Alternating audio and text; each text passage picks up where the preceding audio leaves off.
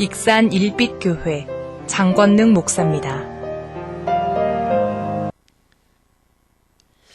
오늘 2020년 52주 마지막 주일 귀한 예배에 또 이렇게 현장에서 소수의 인원이지만 나오셔서 믿음으로 예배드리고 또 인터넷으로 또 삶의 현장에서 비대면으로 예배드리는 우리 성도님들 한 분 한 분에게 힘들고 어렵고 지쳤던 그런 마음들이 주님이 주시는 위로와 하늘의 평강으로 새 힘을 공급받는 은혜의 시간이 되시기를 주의 이름으로 축복합니다.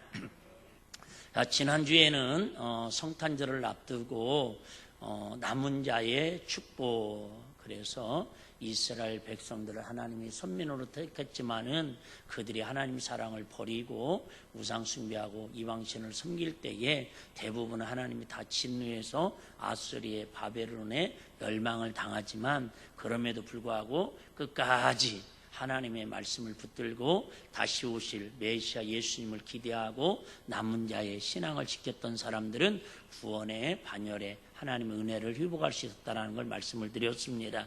그래서 이 시대의 말로 어떻게 하면 우리가 이 어려운 때에 주님 앞에 남은 자의 신앙으로 하늘의 소망을 두고 우리를 통해서 노아가 방주를 짓고 홍수를 이기고 났더니 다시 한번 무지개 언약을 통해서 세상에 새로운 구원주가 오실 수 있는 구속사의 축복의 주인공이 된 것처럼 교회 분들이 닫혀지고 예배가 이처럼 어려워지는 이때에 그래도 우리의 그루터기의 신앙을 통해서 믿음의 생명의 씨앗을 통해서 하나님 앞에 끝까지 신앙으로 남아있는 주인공들이어서 제2회, 제3회 평양 대부흥운동 한국교회에 다시 한번 부흥의 역사를 일으키는 불씨의 원동력이 되실 줄로 믿습니다.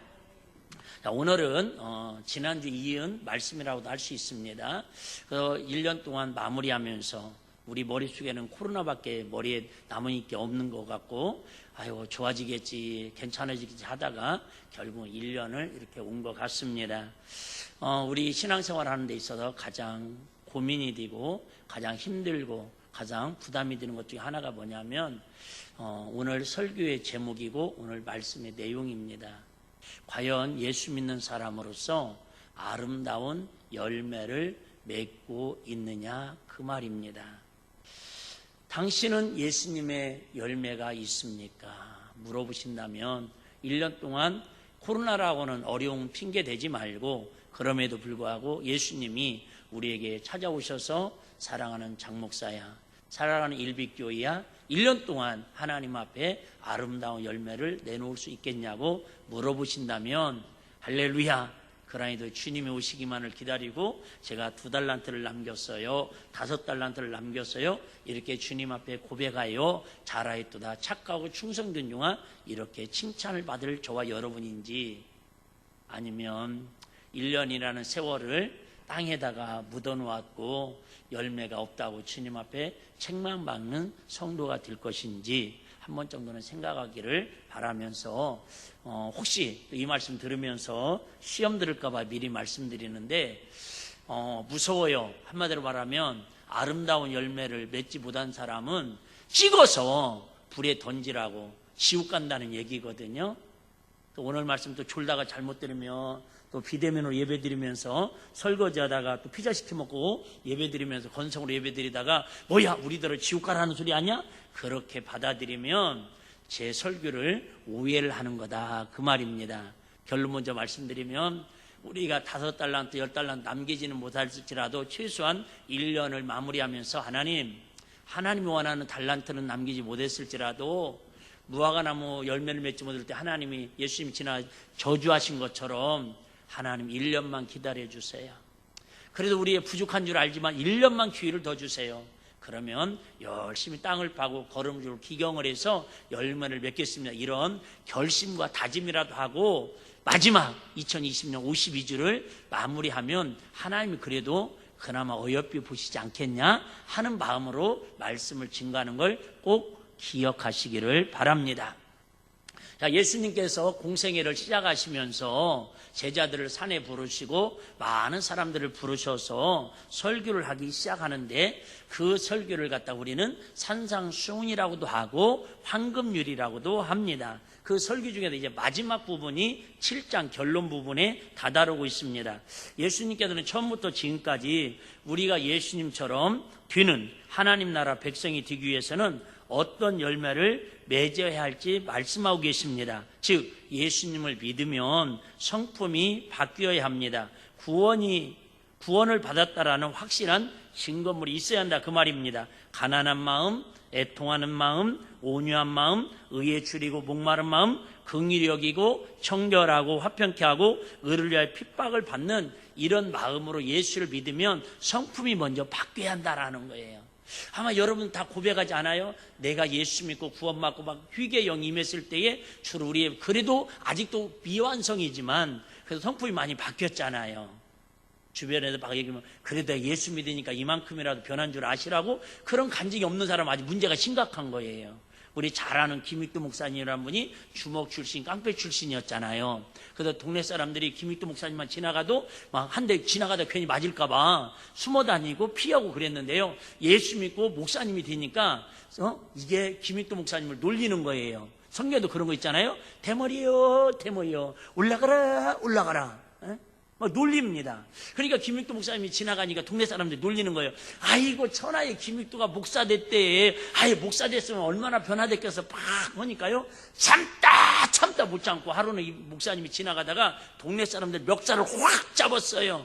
그러니까 동네 사람들이 한순간에 그럼 그렇지. 에? 흰 개가 굴뚝 속에 들어갔다고 뭐 하얀 게 되겠어? 뭔 말인지 내가 지금 하고도 헷갈렸어요. 어쨌든 의미는 아시죠? 그럼 그렇지. 뭐 예수 믿는다 변한 게 뭐가 있었겠어? 막 조롱하려고 그러는데 멱살을 잡고 막 흔들더니 예수는 내가 믿고 덕은 당신이 본다고 내려놓고 지나가더라는 거예요. 한 주먹거리도 안 되는데. 그 예화가 그래도 우리 어렸을 때는 들으면 이렇게 감동이 됐거든요. 요즘은 그런 얘기하면 나 때는 말이야. 일부 때 내가 이 얘기했다가 얼마나 분위기가 썰렁했는지 몰라요. 이제는 예수 믿으면 성품이 변하고 인격이 변한다라는 열매가 있어야 한다라는 설교조차도 어떻게 보면 어색한 그런 시대를 우리가 살아가고 있다 그 말이에요. 이어서 계속해서 말씀합니다.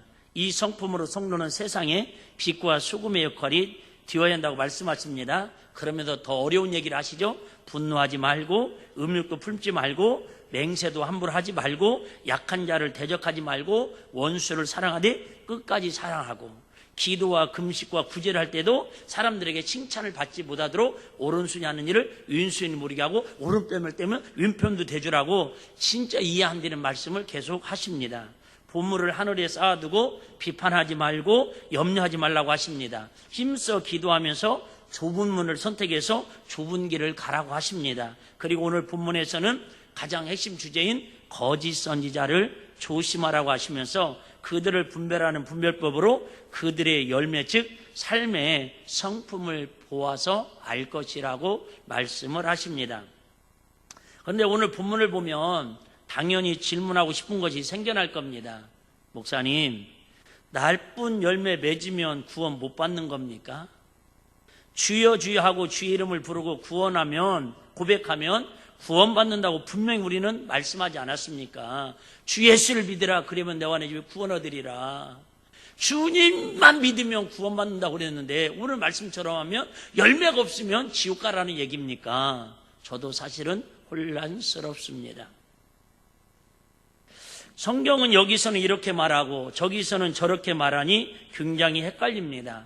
특별히 22절, 23절은 우리를 더욱더 헷갈리게 만듭니다. 어떤 사람은 일평생 귀신 한번 쫓아내지 못했습니다. 또 병 고치는 것은 꿈도 꾸지 못했습니다. 그런데 이 사람은 입에서 불을 토하면서 주의 이름으로 귀신을 쫓아내고 병든 자를 고쳤습니다. 그런데 주님께서 내가 너희를 도무지 알지 못한다고 불법을 행한 자들아 내게서 떠나가라고 도리어 책망을 하십니다. 도대체 신앙의 열매가 무엇이길래 이렇게 엄청난 일을 하는데도 하나님께서는 인정하지 않으신단 말입니까? 그리고 어떻게 겉은 멀쩡한데 거짓 선지자인지 아닌지 분별할 수 있습니까? 10길 물속은 알아도 한 길 사람 속은 모른다고 우리가 그 사람 속에 들어가 보지 않았는데 가짜인지 진짜인지 누가 알 수 있겠습니까? 오늘도 제가 아침에 신문을 보는데 참 이야기하기도 부끄러운. 근데 제가 그걸 알았어요. 어쩌든 그것이 알고 싶다 PD수첩 이런 데 나오는 뉴스에 나오는 교회나 목회자들은요, 세상에서는 똑같이 목사고 교회로 방송을 하지만 거의 99.9%가 이단들이라는 특징이 있습니다. 오늘에도 그 지역에서 그 동네는 안 산다 하면서도 어쩔 수 없이 사는 동네가 그 동네라고 그러던데, 근데 거기 어떤 교회에 10년 동안 음란에 대한 성에 대한 그런 어려운 사람들을 치유해주고 상담해주는 어떤 목사가 10년 동안을 하여튼 나쁜 짓을 해가지고 고발이 됐대요. 오늘도 있습니다. 아침에. 그래서 조사를 해봤더니, 하여튼 무슨 그 교단이었는데 2000년도에 자꾸 말씀이 신학에도 벗어나고 성경에도 벗어나서 이단으로 제명된 교회라는 거예요. 여러분, 정말 우리가 잘 아는 신천지도 마찬가지잖아요. 그게 이단이라고 생각되는 사람은 거기에 빠져서 지금까지 있겠습니까? 제일 어려운 게 가짜인지 진짜인지 분별하는 게 어려운 거예요. 물론 전문가들은 쫙 보면 압니다. 전문가들은 여러분 몇 마디만 들어봐도 신천지구나, 구원파구나 알아요. 우리도 수요일 가가지고 처음에 개척을 했는데 지하실에서 수요일날만 되면은 어떤 점잖하게 생긴, 제가 볼 때는 안두지자급 정도 되는 분이 꼭 일찍 오셔요, 교회에. 한 사람이 얼마나 소중해. 개척교회 때는 발자국 소리만 들어도 막 설레이는데, 계단 내려오는 발자국 소리만 들어도. 그래서 오시니까 지극정성으로 차도 대접하고 때로는 식사도 대접하고 예배도 얼마나 열심히 드리는지 몰라요. 몇 주를 그렇게 하더니, 목사님 정말 제가 좋은 자료 하나 있는데 같이 한번 보시겠습니까? 그래서 우리 피곤해 죽겠는데 눈을 부벼가면서 봤는데 결국은 다니엘서에 알고 보니까 결국은 구원파예요. 말씀을 들으러 온 게 아니라 저를 포섭하러 온 거예요. 기도 시간에 기도하지 않아요. 찬양할 때 입 다물고 있어요. 목사님 설교에 그렇게 은혜스러운데도 아멘 한마디를 안 해요. 이단의 특징을 알았어요. 기도할 때 기도를 안 하고, 찬양할 때 찬양을 입을 안 벌리고, 말씀 들을 때 아멘을 안 하면 이단의 가능성이 있을 수도 있겠구나. 여러분, 정말 이게 가짜인지 진짜인지 분별하는 게 어렵습니다. 오늘 15절도 그렇게 시작하잖아요. 너희는 무엇을 조심하라? 거짓 선지자를 조심하라. 왜? 내가 거짓 선지자라고, 내가 이단의 교주라고 이야기하는 사람은 지구촌 한 명도 있다 없다? 없어요. 자기는 진리를 가르치고 참을 가르친다고 그러고 있는 거예요. 근데 뭘 보면 안다고요? 가짜인지 진짜인지 열매를 보면 알아요. 그 열매가 뭐라는 거예요? 최소한의 인품과 성품을 보면 알 수 있다라는 거예요. 조심스러운 얘기예요. 오늘 예수님께서 하시는 말씀의 주제는 거짓 선지자를 분별하는 겁니다. 성도들 입장에서는 거짓 목회자, 사기꾼 목회자들을 가리킨다고 볼 수 있습니다. 반면에 목회자로서는 거짓 성도를 가리킨다고 볼 수도 있습니다. 참 조심스러운 얘기예요. 누워서 찜뱉기 같으니까. 지난주 뉴스에는 어떤 목사님이 자기가 원하는 목회를 흡족하게 안 해줬는가 봐요. 근데 어떤 성도 중에 하나가 은혜가 떨어져서 시험이 드니까 이 목사님 목회하는 거에 매사를 다 불평불만합니다. 그냥 불평불만하는 게 예배는 열심히 참석해서 막 설교할 때 아무 때나 할렐루야 아멘 막 소리를 지르고요.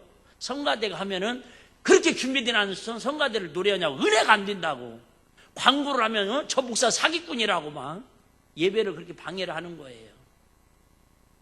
거짓 성도지요. 결국은 참다 교회에서 참지 못하고 사유법에다 고발을 했는데 2년 실형을 받았답니다. 어쩌다가 한국교회가 목회자들을 이렇게 타락해 가고 성도들은 성도를 때 이렇게 타락해 가는가? 왜요? 자기들은 정의를 위치고 자기들은 옳은 것을 위치고 있지만 누가 봐도 그것은 거짓 성도, 거짓 신앙, 거짓 목회자의 열매를 보문할 수 있다 그 말이에요. 신천지가 왜 욕을 먹은 줄 아시죠? 2단이다 3단이다 그걸 떠나서 그런 일이 지지난주에도 경북 쪽에서 어떤 단체에서 있었습니다. 제가 양쪽 말을 들어봐야 하는데 조심스러운 얘기예요. 이 어려운 시국에 모이지 말라고 그러는데도 모여서 500명이 집회를 했는데 그것까지는 이해하겠다 그 말이죠. 자꾸 말이 나오는 게 뭐예요? 500명의 모든 성도들을 다 핸드폰 끄라고 그러고 추적이 되지 않고 전화해도 받지 않는 이런 정상적이지 않는 비정상을 통해서 어떤 열매가 아름답지 못하다고 세상 사람들은 우리를 지탄하고 있다 그 말입니다. 어쨌든 중요한 것은 과연 나는 참 선지자라고 생각했는데 주님 볼 때 거짓 선지자는 아니었는지, 나는 주님 앞에 진실한 성도로 1년 동안을 신앙생활을 한다고 했는데 혹시 주님 볼 때는 나는 진정으로 진실한 성도의 열매는 맺지 못한 건 아닌지 우리가 올해가 가기 전에 한 번 정도는 그래도 점검이라도 하고 회개하는 척이라도 하고 새해를 준비하자 그 얘기예요. 당신 열매 못 맺었으니까 지옥 갈 거야 이게 아니라,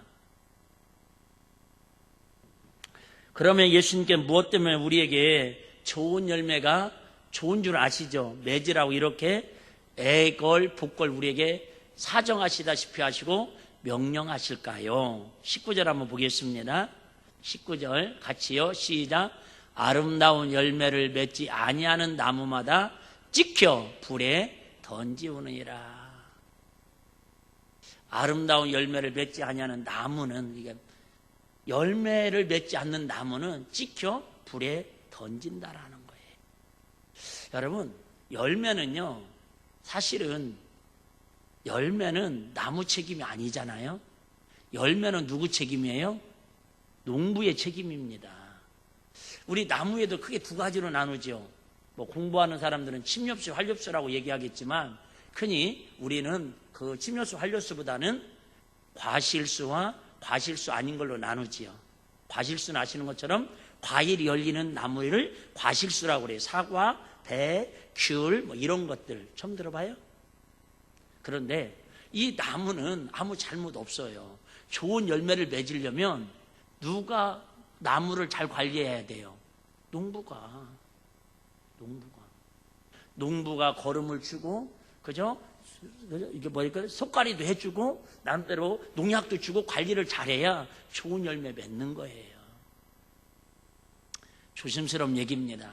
여러분, 그래도 일백교회 담임 목사가 여러분들에게 좀 세다고 하지만 우리 목사님은 너무 원칙주의라고 막 행함을 강조한다고 그런 얘기를 들음에도 불구하고 그래도 제가 여러분 그래도 병든 거 어떻게든지 농약 주고 여러분 어떻게든 잘하지 못하는 신앙 잘하게 해보려고 그래도 여러분 참 선지자는 못 될 망정 좋은 목사는 못 될 망정 나쁜 목사는 안 되려고 그래도 말씀을 말씀대로 가르쳐도 그 말씀대로 지켜 행하기가 쉬워요 어려워요? 쉽지 않습니다. 그런데 제가 자꾸 인본주의로 세속주의로 여러분 세상에 맞춰서 괜찮은 게 괜찮은 거 그렇게 가르치면 그건 배우기는 쉽지만 그 속에서 좁은 문 진리를 따라서 참 신앙을 유지하기는 그나마 어렵지 않겠냐 그 말이죠. 그래도 위쳐도 성령대로 위쳐도 그 말씀대로 살아가기가 너무 힘든 시대인데, 그래도 제가 여러분 때로는 우리 성도님들이 힘든 줄 알면서도, 그런 설교 싫어하는 줄 알면서도 여러분 귀에 달짝지근 소리보다는 하나님 저한테 감동하는 말씀을 전하려고 그나마 몸부림치는 거예요. 왜? 여러분들이 저를 심판하는 게 아니라 저를 심판하실 분은 우리 주님이시니까. 할렐루야. 여러분 자꾸 부탁드리는데 하향 평준화 하려고 하지 마세요. 아이고 어느 교회도 예배 안 드리는데, 아이고 장로님도 뭐 어쩐데, 권사님도 어쩐데. 여러분 자꾸 거기에다가 기준 맞추지 말고 우리는 성경에다가 기준을 맞추자 그 말입니다. 할렐루야. 성경이 하라고만 하는 거고요, 성경에다 하지 말라면 안 하면 되는 거예요. 아멘. 제가 여러분 성경대로 말씀을 전하면 그죠? 순종하면 감사하고, 순종 못하는 건 하나님 나도 순종할 수 있도록 믿음을 더해주세요, 이런 은혜로 가는 게 하나님 기뻐하는 신앙이다 그 말이. 할렐루야. 내가 못 온다고 자꾸 합리화시키고 정당화시키기 위해서 하는 사람까지 끌어내리려고 하지 말자 그 얘기예요. 항상 제 말씀은 그 말씀입니다. 왜 예수님은 우리에게 이 힘든 중에도 무엇 때문에 아름다운 열매를 맺으라고 한다고요? 아름다운 열매를 맺지 못하는 나무마다 찍혀 불에 던진다라는 거예요. 여기도 불에 던진다는 거 어디예요? 지옥불에 던진다라는 거예요. 여러분, 교회 다니는 사람은 천국 간다고 어디 성경에 써 있어요? 교회 다닌다고 천국 간다고 써 있는 성경 구절 없잖아요. 예수를 믿고, 오늘 말씀에는 예수를 믿었으면 이제 예수를 믿는 사람답게 인품과 성품을 통해서 뭐예요? 아름다운 열매를 맺으라는 거예요. 나에게는 과연 2020년 안에 주님이 원하시는 열매를 맺었는가? 아니 못 맺어도 괜찮은데요, 못 맺으면, 열매를 안 맺으면 찍혀 지옥불에 던진다라는 거예요. 이 사실 정도는 우리가 알고는 신앙생활 해야 하지 않냐 그 말이죠. 우리 어렸을 때 보면 우리 집에, 저는 잘은 몰라요 그 부분은, 비료에는 크게 두 가지 비료가 있더라고요. 하나는 비료 부대에 비료가 들어있죠. 그 참 비료 부대가 저는 좋았어요. 왜 그래요? 요즘처럼 눈이 오면 비료 부대를 가지고 몇 동에 올라가서 그죠? 썰매 대신 그걸 탔잖아요. 참 좋아요. 물론 깔빌 때도 그걸로 쓰고 하여튼 비료 부대가 유용했는데요. 크게 비료에는 제가 기억나는 게 두 가지 비료가 있더라고요. 하나는 비료 부대가, 짧은 비료 부대가 있어요. 그 비료 부대는 무슨, 2부 때는 대부분 다 알겠죠. 젊은 사람들 빼놓고, 강남 출신 빼놓고는. 예? 아시죠? 무슨 비료 부대가 있어요? 짧은 거. 저처럼 짜리뭉땅한 비료 부대가 있는데 그건 저한테 별로 인기가 없었어요. 무슨 비료 부대예요? 복합 비료.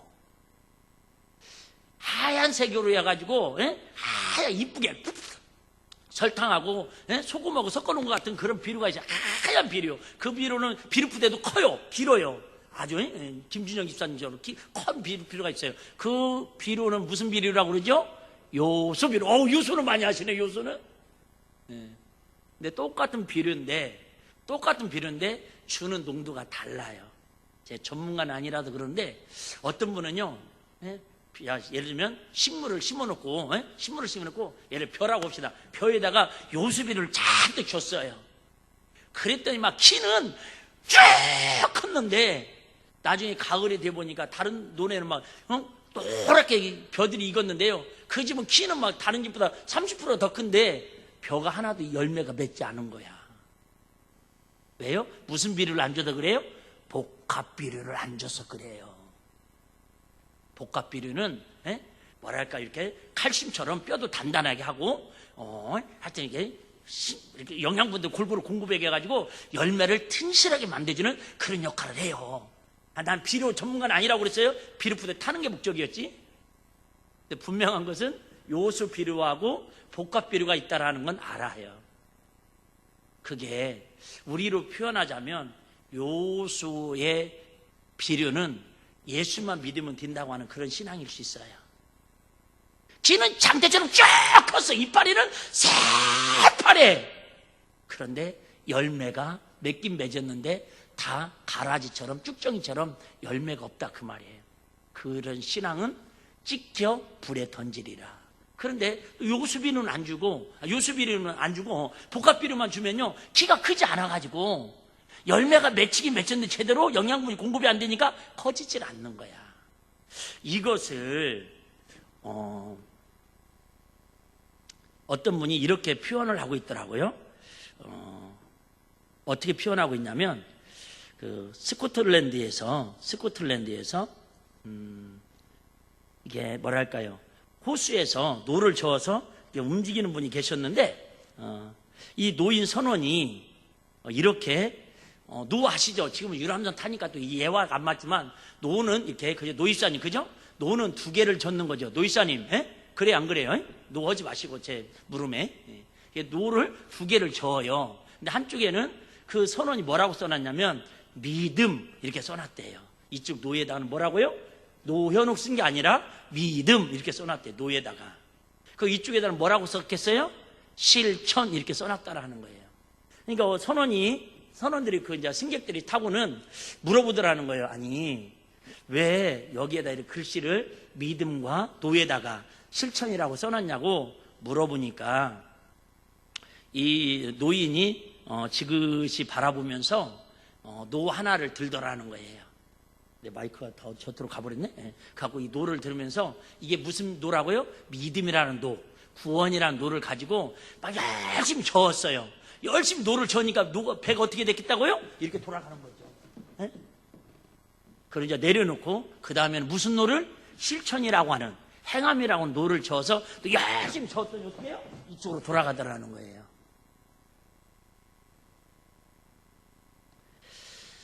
배는 원을 그리며 제자리에서 맴맴 돌았습니다. 실천의 노도 마찬가지입니다.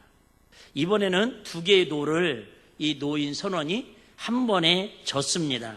배는 물살을 가르며 쏜살같이 앞으로 나갔습니다. 노인은 순간 승객을 보며 잔잔한 미소를 지었습니다.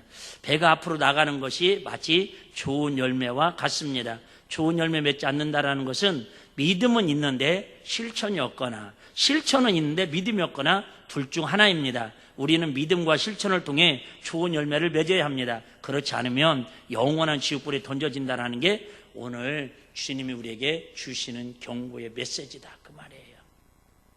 그러니까 귀신 쫓는 사람들은, 그 능력을 행한 사람들은 처음에는 예수 이름을 했는데 예수 이름으로 하는 게 아니라 결국 누구를? 자기를 드러내는. 그러니까 예수님이 열매 맺지 않는다고 저들은 화가 있을지언정 예수님이 저주하시는 거예요. 그들이 능력을 행한 게 잘못됐다는 게 아니라 실천을 행한 게, 그래 예수님 그러잖아요.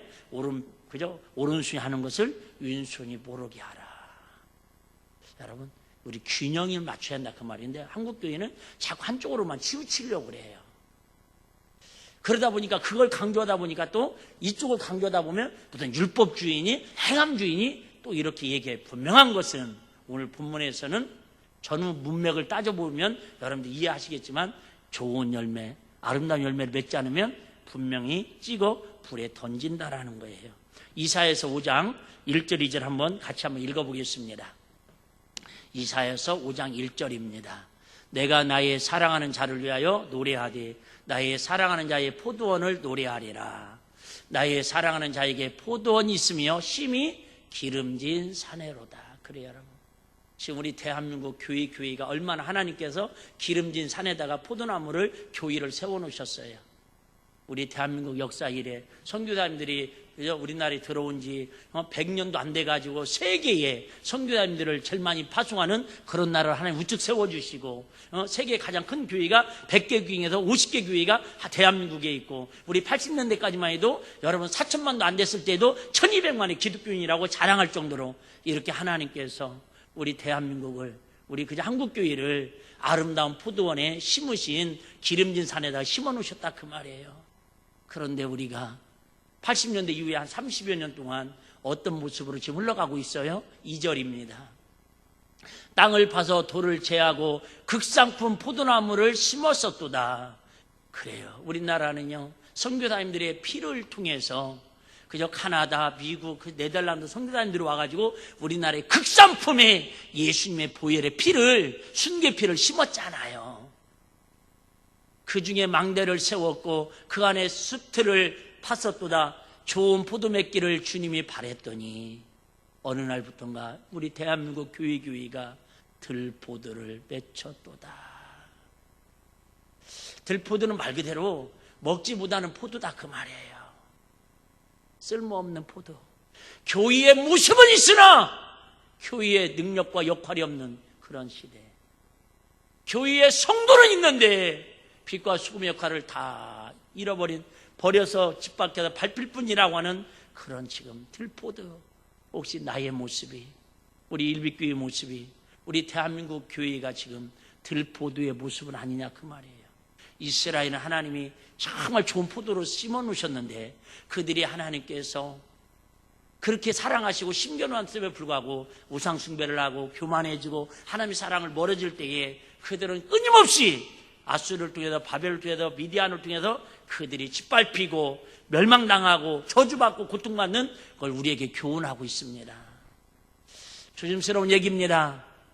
코로나를 누구 핑계대자는 게 아니라 하나님이 지금 이렇게 좋은 성산에 좋은 포도나무를 심어놨는데 우리 기독교가 그 역할을 감당하지 못하니까 들포도를 가득 메워가지고 하나님이 다시 한번 우리에게 회개의 기회를 주시고 열매 없는 나무가 얼마나 비참한 걸 알게 하셔서 우리 대한민국 기독교가 다시 한번 주님이 원하는 교회로 새롭게 성장하고 변화된다면 도리어 화가별의 복이 되는 하나님의 역사가 일어날 줄로 믿습니다. 후안 까를로스라고 하는 그 아르헨티나의 목사님이 계시는데요. 이분의 책 중에 제자입니까? 이런 책도 있고요. 그 내용 중에 이런 내용이 있습니다. 우리의 대부분의 기도는 천국의 쓰레기통에 버려진다. 우리 대부분의 기도는요, 천국 쓰레기통에 다 버려진다라는 게 뭐예요? 하나님이 원하는 기도가 아니라 그 말이죠. 어쨌든 그런 책을 썼던 분인데 그분이 이런 이야기를 했습니다. 막 교회가 부흥합니다. 교회가 성장합니다. 그러니까 기자들이 찾아와서 목사님에게 묻습니다. 목사님, 교회가 이렇게 매일 부흥되니까 참 좋으시겠어요. 그랬더니 이 목사님이 기자의 말을 듣고 이렇게 대답을 했다고 합니다. 기자님, 우리 교회 옆에는 큰 공동묘지가 있습니다. 공동묘지는 하루에 얼마나 큰 공동묘지인지 3구씩 시신이 들어와서 안치됩니다. 1년이면 1000명의 시체가 공동묘지에 안치됩니다. 그런데 한 명도, 어느 누구도 그 공동묘지가 1년에 1000명씩 안치된다고 해서 공동묘지가 부흥됐다고 말하지는 않습니다. 이 이야기는 어쩌면 지금 한국교회 우리 각자에게 적용해 보아야 하지 않을까요? 순종이 없고 회개가 없고 실천이 없는 우리 자신들이 시체일 수 있습니다. 영적 시체 같은 신자가 수만이 앉아있다고 좋아할 수 없습니다. 그러나 마른 뼈로 가득한 에스겔 골짜기에 성령의 강력한 바람이 불자 그 뼈들이 하나님의 큰 군대를 이룹니다. 마찬가지 우리가 하나님께 회개하고 힘써 기도하고 순종하면 하나님의 그 군대처럼 놀라운 열매를 맺습니다. 그래서 이제는 한국교회가 조금 정신 차려가면서 이제는 1200만 숫자 자랑하지 말고 가라지 100가마니보다 겨 100가마니보다 알곡 쌀 한 가마니가 소중한 것처럼 이제는 우리가 패러다임을 바꿔서 얼마나 많은 성도들이 교회에 모이느냐, 얼마나 많은 성도들을 교회에 오게 하느냐, 이게 관심이 아니라 사실은 80년대 초까지면 90년대까지 이게 관심이었습니다. 이제는 얼마나 열매 맺는 제자를 키울 것인가, 얼마나 하나님의 군사로 세울 것인가, 여기에 초점을 두고 교회가 강해져야 할 시대가 바로 지금 우리가 살아가고 있는 시대가 아닌가 많은 분들이 염려하고 그렇게 진단해가고 있습니다. 사랑하는 우리 일빛교회 성도 여러분, 저와 여러분들만 에스겔 골짜기에 마른 뼈처럼 앙상한 가지고 힘없고 능력 없어도 우리 성령이 우리 교회에 기름 부으시고 우리 심령 속에 살아있는 생기로 기름 부어주시면 7교회 중에서 가장 어리석은 교회 중에 하나 사대교회처럼 너희가 살아있는 이름은 가졌으나 예수 이름은 가졌으나 실상은 너희는 죽은 자라고 사대교회를 위해서 책망한 것처럼 우리의 신앙이 우리 한국교회 혹시 이런 모습은 아닙니까?